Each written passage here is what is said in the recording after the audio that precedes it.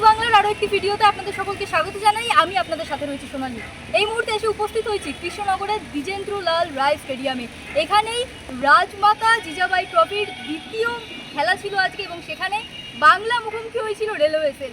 আজকের স্কোর লাইনটা বাংলার জন্য 7-0, বাংলা 7-0 বলে আজকের ম্যাচটা জয় করে নেয় এবং খেলার প্রথমেই ভালো আক্রমণ দিয়ে শুরু করেছিল বাংলার মেয়েরা।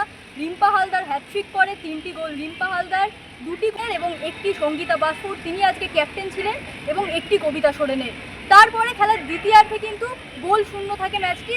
খেলার দ্বিতীয়ার্ধে আজকে কোনো গোল আসেনি। সুলঞ্জনা রাউল, একটা জিনিস ফুটবলের ক্ষেত্রে লক্ষ্য করা যাচ্ছে যে ধারাবাহিকতার অভাব দিন দিন দেখা যাচ্ছে।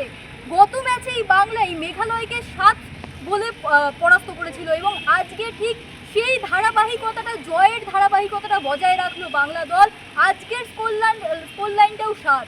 এবং সুলঞ্জনা, ফুটবলের ক্ষেত্রে আরেকটি বিষয় যেটা খুব কম নজরে পড়ছে সেটা হলো, অনেকে বলেন গোল করাটা একটা শিল্প, এই শিল্পটা যেন দিন দিন এই সবুজ মাঠে আর দেখা যাচ্ছে না এবং দেখা গেলেও সেটার সংখ্যা খুব কম।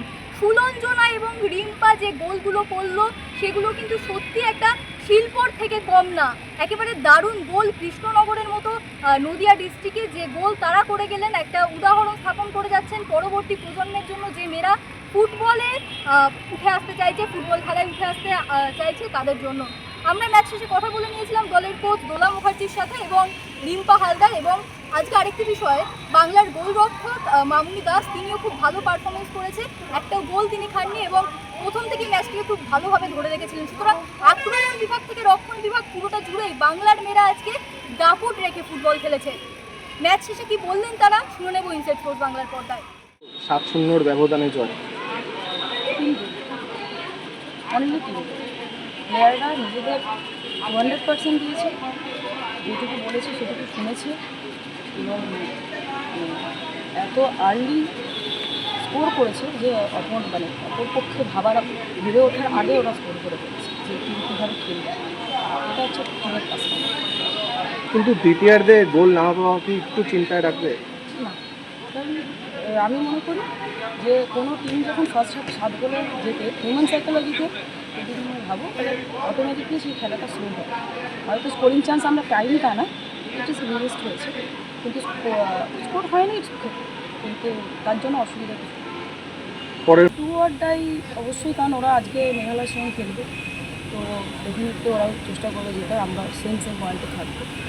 তবে আমার প্লেয়াররা যদি এইভাবেই খেলে, আশা করি আমরা অবশ্যই শিখব। মেন কথা, আমরা টার্গেট করেছি যে আমাদের কোয়ালিফাই করতেই হবে, কারণ আমাদের কোয়ালিফাই করাটা খুবই ইম্পর্টেন্ট, কারণ আমরা প্রতিবার আমরা সেমিফাইনালে গিয়ে হারছি। এবার যেহেতু আমরা ভেবেই নিয়েছি শুধু কোয়ালিফাই না, আমরা চ্যাম্পিয়ন রাউন্ডও খেলবো এবং চ্যাম্পিয়ন হওয়ার টার্গেট নিয়েছি। নিজে হ্যাট্রিক করলে এবং পরিবারের সাথে তারপরে একটা আনন্দে মাতলে, এই অনুভূতিটা কীরকম?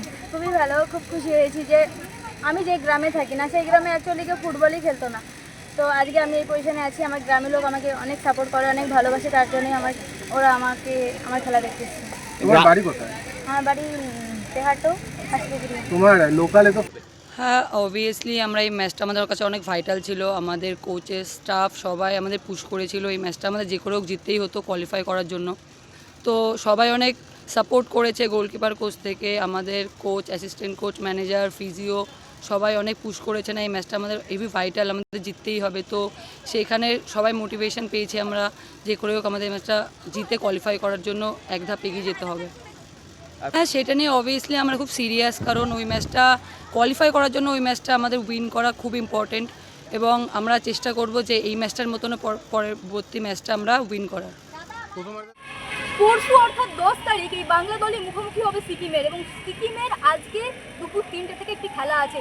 সেই খেলার দিকেও কিন্তু বাংলা দলকে নজর রাখতে হবে, তাদের স্কোরটা কি হচ্ছে। তাছাড়া যদি সিকিম জিতে যায় তবে কিন্তু বাংলা দলের জন্য 10 তারিখ যে খেলাটি বাংলা সিকিমের মুখোমুখি হবে, সেই খেলাটি বাংলার জন্য হবে ডু অ্যান্ড ডাই ম্যাচ।